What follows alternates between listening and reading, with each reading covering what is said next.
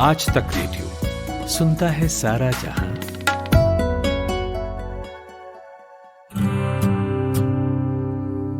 चलिए आपको सुनाता हूं आपकी ही कहानी। शुरू करते हैं नई कहानी का नया सफर।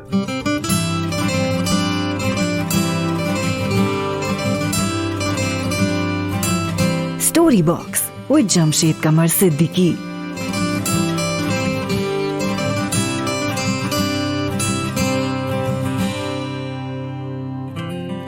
नमस्कार, आदाब। तो चलिए आज आपको सुनाते हैं कहानी साइकिल की सवारी, और इसे लिखा है प्रोग्रेसिव विचारधारा के शानदार राइटर सुदर्शन साहब ने।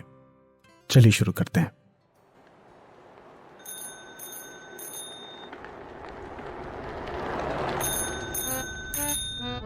भगवान ही जानता है कि जब मैं किसी को साइकिल की सवारी करते या हारमोनियम बजाते देखता हूं, तब मुझे अपने ऊपर कैसा अफसोस होता है। सोचता हूं कि भगवान ने ये दोनों विद्याएं भी खूब बनाई हैं। एक से वक्त बचता है, दूसरे से वक्त कटता है। लेकिन तमाशा देखिए, हमारी किस्मत में कलयुग की ये दोनों कलाएं लिखी ही नहीं गई। न साइकिल चला सकते हैं, न बाजा ही बजा सकते हैं। पता नहीं कब से ये बात मेरे मन में बैठ गई है कि हम सब कुछ कर सकते हैं, लेकिन ये दोनों काम नहीं कर सकते। शायद 1932 की बात है कि बैठे बैठे ख्याल आया कि चलो साइकिल चलाना सीख लें। और इसकी शुरुआत ये हुई कि हमारे बेटे ने चुपचाप साइकिल चलाना सीख ली और हमारे सामने से सवार होकर शान से और कभी कभी इतराते हुए निकलने लगा। अब आपसे क्या कहें कि शर्म और जलन के कैसे कैसे ख्याल हमारे मन में उठे। सोचा क्या हम ही जमाने भर के फिसड्डी रह गए हैं? सारी दुनिया चलाती है, जरा जरा से लड़के चलाते हैं, बेवकूफ और गंवार तक चलाते हैं। हम तो ऊपर वाले की कृपा से फिर भी पढ़े लिखे हैं, क्या हम ही नहीं चला पाएंगे? आखिर इसमें मुश्किल क्या है? बस ऐसे कूद के चढ़ गए और ताबड़तोड़ पैर मारने लगे, और जब देखा कि कोई राह में खड़ा है तब टन टन टन टन करके घंटी बजा दी। हटा तो ठीक, और नहीं हटा तो गुस्साई आंखों से उसकी तरफ देखते हुए निकल गए। बस यही तो सारा मामला इस लोहे की सवारी का। कुछ ही दिनों में सीख जाएंगे। बस महाराज, हमने फैसला कर लिया कि चाहे जो हो जाए परवाह नहीं। दूसरे ही दिन हमने अपने फटे पुराने कपड़े तलाश किए और उन्हें ले जाकर श्रीमती जी के सामने पटक दिया कि इनकी जरा मरम्मत तो कर दो। श्रीमती जी ने हमारी तरफ हैरानी की नजर से देखा और कहा, अरे ये कहां से उठा लाए? इन कपड़ों में अब जान ही कहां रह गई है कि मरम्मत करूं? इन्हें तो फेंक दिया था मैंने, वहीं जाकर डाला वापस। हमने मुस्कुराकर मैडम की तरफ देखा और कहा, अब मैं इन्हें ढूंढ ढांड कर लाया हूं तो कुछ सोच कर ही लाया हूंगा, ऐसे तो नहीं उठा लाया हूंगा। अब मेहरबानी करके इसकी मरम्मत कर डालो बस। वो बोली, पहले बताओ इनका क्या बनेगा? हम चाहते तो यही थे कि घर में किसी को कानो कान खबर ना हो और हम साइकिल सवार बन जाएं, और इसके बाद जब इसके माहिर हो जाएं तब एक दिन जहांगीर के मकबरे को जाने का फैसला करें। घर वालों को तांगे में बिठा दें और ऐंठ कर उनसे गए, तुम लोग चलो जरा, हम दूसरे तांगे में आते हैं। और जब वो चले जाएं तब साइकिल पर सवार होकर उनको रास्ते में मिल जाएं। आय हाय, हमें साइकिल पर सवार देखकर उन लोगों की क्या हालत होगी। हैरान रह जाएंगे। अरे आंखें मलमल कर देखेंगे कि कहीं कोई और तो नहीं है। लेकिन हम गर्दन दूसरी तरफ करके ऐसे इतरा के निकल जाएंगे जैसे ये कोई बड़ी बात ही नहीं, और ये तो बहुत ही मामूली बात है हमारे लिए। पर ऐसा हो ना सका। मैडम तो पीछे ही पड़ गई। ये औरतों का भी ना, खैर तो बताना पड़ा। लेकिन ये नहीं कहा कि हम बहुत शौक से सीख रहे हैं। हमने उनको ऐसे बताया कि जैसे लगे कि बहुत संजीदा जरूरत है। हमने कहा कि हाँ भाई, वो किराया बहुत बढ़ गया है, अब रोज रोज तांगे का खर्च करना जेब फट जाती है। सोचता हूं कि साइकिल ही चलाना सीख लूं, कुछ पैसे बचेंगे। श्रीमती जी ने बच्चे को सुलाते हुए हमारी तरफ देखा और मुस्कुराकर बोली, मुझे तो भाई उम्मीद नहीं है कि यह बेल आपके मत्थे चढ़ सकेगा।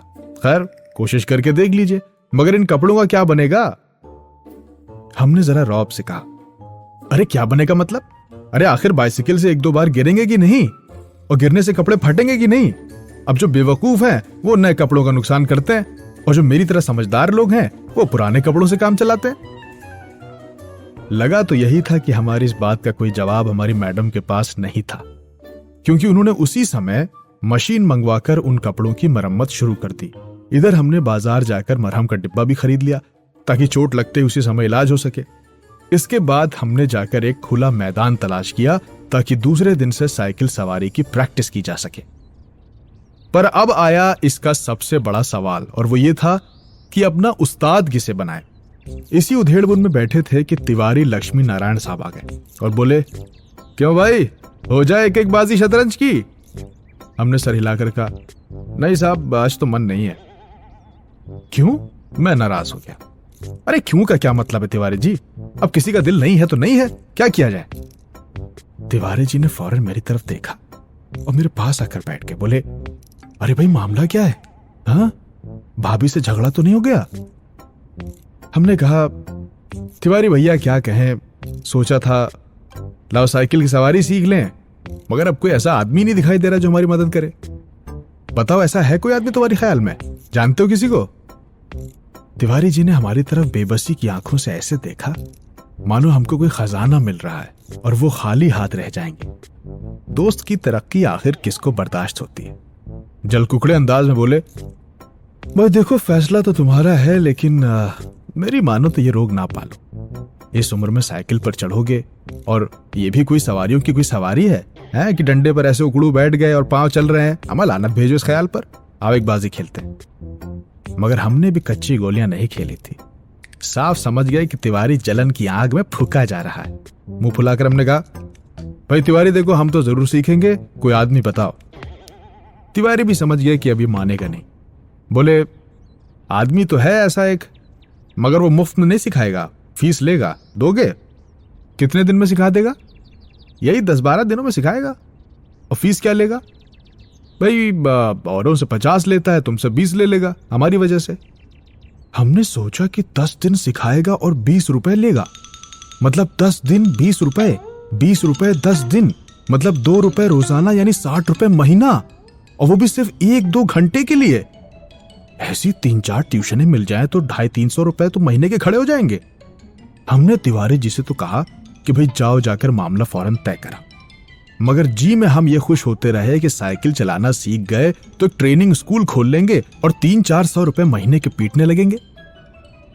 इधर तिवारी जी मामला तय करने गए, उधर हमने ये खुशखबरी जाकर पत्नी जी को सुना दी कि कुछ दिनों में हम लोग एक ऐसा स्कूल खोलने वाले हैं जिसमें 300-400 रुपए महीने की आमदनी होगी। वो बोली, ऐ जाओ, इतनी उम्र हो गई मगर ओछापन नहीं गया तुम्हारा, लबर लबर करने लगते हो।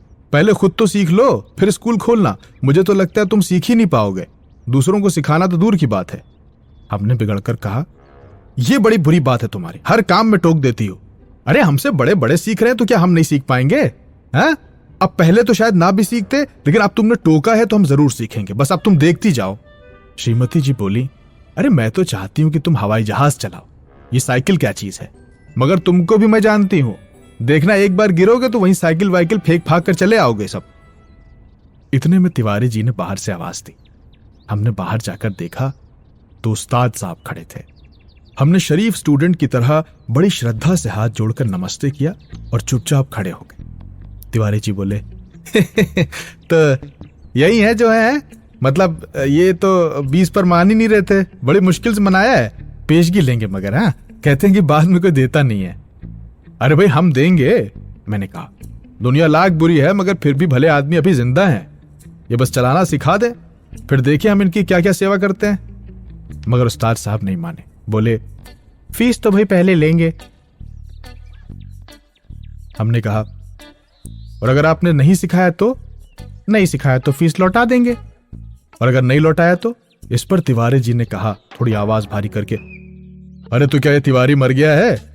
उस्ताद की तरफ देखकर बोले, शहर में रहना हराम कर दूंगा, बाजार में निकलना बंद करवा दूंगा, फीस लेकर भाग जाना कोई हंसी खेल है क्या? तो जब हमें यकीन हो गया कि इनमें से कोई भी हमें धोखा नहीं दे रहा है, तब हमने फीस के रुपए लाकर उस्ताद को भेंट कर दिए और कहा कि उस्ताद कल सवेरे ही आ जाना, हम तैयार रहेंगे। इस काम के लिए कपड़े भी बनवा लिए हमने, और हाँ, हमारे पड़ोस में जो मिस्त्री रहता है उससे साइकिल भी मांग ली हमने। आप सवेरे ही चले आइएगा तो भगवान का नाम लेकर शुरू कर देंगे।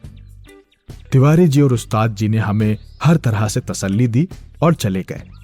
इतने में हमें याद आया कि एक बात तो कहना हम भूल ही गए। अरे नंगे पांव भागे और उन्हें बाजार में जाकर पकड़ा। वो हैरान थे। हमने हफ्ते हफ्ते कहा, उस्ताद हम वहां शहर के पास नहीं सीखेंगे, लॉरेंस बाग में जो मैदान है ना, वहां सीखेंगे। वहां असल में 2 फायदे हैं, एक तो मिट्टी नरम है, चोट कम लगती है, और दूसरा वहां कोई देखता नहीं है। उन्होंने कहा, ठीक है। अब रात को आराम की नींद कहां। बार बार चौंकते थे और देखते थे कि कहीं सूरज तो नहीं निकल आया। सोते थे तो साइकिल के सपने आते थे। एक बार तो हमने सपना देखा कि हम गिरकर जख्मी हो गए हैं। साइकिल अपने आप हवा में चली जा रही है और लोग हमारी तरफ आंखें फाड़ फाड़ कर देख रहे हैं। अब आंख खोली तो देखा कि दिन निकल आया है। जल्दी से जाकर वो पुराने कपड़े पहन लिए, नौकर को भेजकर मिस्त्री से साइकिल मंगवा ली। इसी समय उस्ताद साहब भी आ गए और हम भगवान का नाम लेकर लॉरेंस बाग की तरफ चल पड़े। लेकिन अभी घर से निकले ही थे कि लीजिए साहब, एक बिल्ली रास्ता काट गई और थोड़ा आगे बढ़े तो एक लड़के ने छींक दिया। क्या कहें कि हमें कितना गुस्सा है उस नामुराद बिल्ली पर भी और उस शैतान लड़के पर भी, मगर क्या करते, दांत पीस कर रह गए। एक बार फिर भगवान का नाम लिया और आगे बढ़े। पर बाजार में पहुंचकर देखते हैं कि हर आदमी हमारी तरफ देख रहा है और हंस रहा है। अब हम हैरान की बात क्या है, अचानक हमने देखा कि हमने जल्दी और घबराहट में पैजामा और अचकन दोनों उल्टे पहन लिए हैं और लोग इसी पर हंस रहे हैं। सर मुंडाते ही ओले पड़ गए साहब। हमने उस्ताद से माफी मांगी और घर लौट आए और इस तरह हमारा पहला दिन तो मुफ्त में गुजर गया। दूसरे दिन फिर निकले। रास्ते में उस्ताद साहब बोले, मैं एक गिलास लस्सी पी लूं, आप जरा साइकिल को थामिए। उस्ताद साहब लस्सी पीने लगे तो हमने साइकिल के पुर्जों को ऊपर नीचे करके जांच करनी शुरू कर दी। फिर कुछ जी में आया तो उसका हैंडल पकड़कर थोड़ा पैदल चलने लगे। मगर 2 ही कदम चले होंगे कि ऐसा लगा कि जैसे साइकिल हमारे सीने पे चढ़ी आ रही है। अरे इस समय हमारे सामने बहुत गंभीर सवाल था कि क्या करें, जंग में डटे रहें कि हट जाएं। काफी सोच विचार के बाद यही फैसला हुआ कि ये लोहे का घोड़ा है, इसके सामने हम क्या चीज हैं। अरे बड़े बड़े वीर योद्धा भी नहीं ठहर सकते। हमने साइकिल छोड़ दी और भगोड़े सिपाही बनकर मुड़ गए। पर दूसरे ही पल साइकिल पूरे जोर से हमारे पैर पर गिर गई। आए हाय, और हमारी राम दुहाई बाजार के एक सिरे से दूसरे सिरे तक गूंजने लगी। उस्ताद बेचारे लस्सी छोड़कर दौड़ते हुए आए। कुछ और नेकदिल लोग भी थे, वो भी जमा हो गए। एक ने हमारा पैर साइकिल के नीचे से निकाला, दूसरे ने हमारी बगलों में हाथ डालकर हमें उठाया और पूछा, अरे चोट तो नहीं लगी साहब? हाँ, जरा 2-4 कदम चलिए, नहीं तो खून जम जाएगा, उठिए। तो इस तरह दूसरे दिन भी हम और हमारी साइकिल दोनों अपने घर से थोड़ी दूर पर जख्मी हो गए। हम लंगड़ाते हुए घर लौट आए और साइकिल ठीक होने के लिए मिस्त्री की दुकान पर भेज दी। मगर हमारे वीर हृदय का साहस और धीरज तो देखिए, अब भी मैदान में डटे रहे। कई बार गिरे, कई बार शहीद हुए, घुटने तुड़वाए, कपड़े फटवाए, और क्या मजाल की जो जी छूट जाए। 8-9 दिन में साइकिल चलाना सीख गए। लेकिन हाँ, अभी उस पर चढ़ना नहीं आता था। कोई अगर नेक दिल आदमी सहारा देकर चढ़ा देता था तो लिए चले जाते थे और हमारे मौज की कोई इंतहा नहीं होती थी। अरे लगता था जैसे मैदान मार लिया हमने। 2-4 दिन में पूरे मास्टर बन जाएंगे ऐसा लगता था, और इसके बाद प्रोफेसर, प्रिंसिपल, उसके बाद ट्रेनिंग कॉलेज, फिर 200-400 रुपए महीना। अरे मजे ही मजे थे। तिवारी जी देखेंगे तो और जल भुन जाएंगे। उस दिन उस्ताद जी ने हमें साइकिल पर चढ़ा दिया और सड़क पर छोड़ दिया कि ले जाओ बेटा, अब तुम सीख गए। अब हम साइकिल चलाते जाते और दिल ही दिल में फूले नहीं समा रहे थे। मगर हाल ये था कि कोई आदमी 100 गज के फासले पर भी होता तो हम गला फाड़कर चिल्लाना शुरू कर देते, अरे साहब, अरे बाईं तरफ हट जाइए, हटिए। और दूसरे फासले पर कोई गाड़ी दिख जाती तो हमारी जान सूख जाती। उस वक्त हमारे मन का जो हाल होता था वो या तो ऊपर वाला जानता है या मैं। जब गाड़ी निकल जाती तब कहीं जाकर हमारी जान में जान आती। एक दिन अचानक सामने से हमको तिवारी जी आते दिखाई दिए। हमने उन्हें भी दूर से ही अल्टीमेटम दिया, ए तिवारी जी, अरे बाईं तरफ हो जाओ, अरे हट जाओ वरना साइकिल तुम्हारे ऊपर चढ़ा देंगे। तिवारी जी ने अपनी छोटी छोटी आंखों से हमारी तरफ देखा और मुस्कुराकर बोले, अरे जरा एक बात तो सुनते जाओ।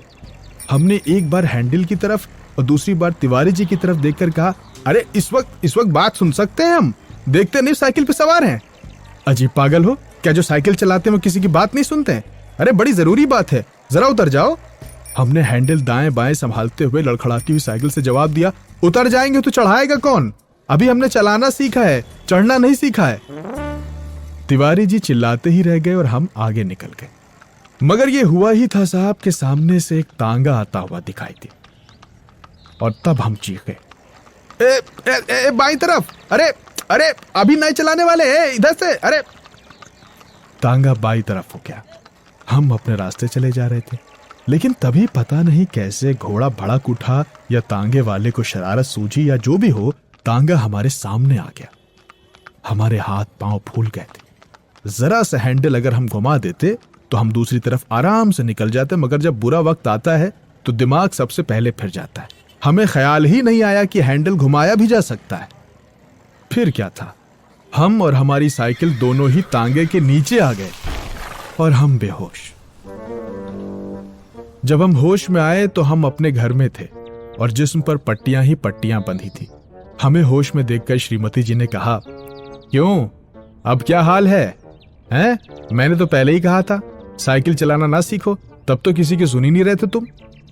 हमने सोचा कि लाओ सारा इल्जाम तिवारी जी पर लगाते और साफ बच जाएं। सूजे हुए मुंह से कहा, ये सब तिवारी जी की शरारत है। हम आराम से साइकिल चला रहे थे कि आए और यूं यूं करके ऐसे धक्का दे दिया। अरे वो तो कहो हमने संभाल लिया, अपने ही लगी चोट, वरना सामने किसी और के हाथ पैर टूट जाते हैं। ये तिवारी भी ना।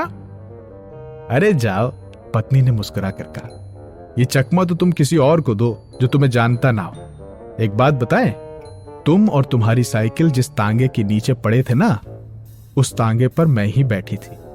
मैं ही तो बच्चों को लेकर घूमने निकली थी कि चलो सैर की सैर हो जाएगी और तुम्हें साइकिल चलाते भी दिखाएंगे। लीजिए साहब, हो गई बेइज्जती। हमने बेइज्जती का घूंट पीकर आंखें बंद कर लीं और वो दिन है और आज का दिन, फिर कभी हमने साइकिल को हाथ तक नहीं लगाया।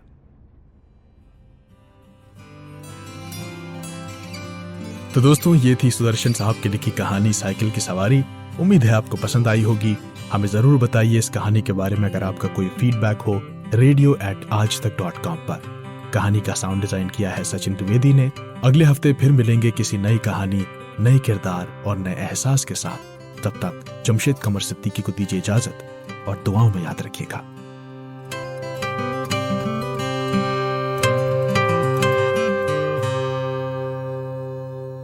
धरती चौकोर नहीं, गोल है। बरमूडा ट्रायंगल में कुछ तो झोल है। ब्लू स्काई में समंदर का रोल है। आपको पता है कोहिनूर का क्या मोल है? मोटी किताबें मत उठाइए, गूगल भी मत चलाइए, बस आज तक रेडियो पर ज्ञान ध्यान लगाइए। हर वेडनेसडे से संडे रोज लगेगी क्लास। एप्पल पॉडकास्ट, विंक म्यूजिक, स्पॉटिफाई, जियो सावन और गूगल पॉडकास्ट पर।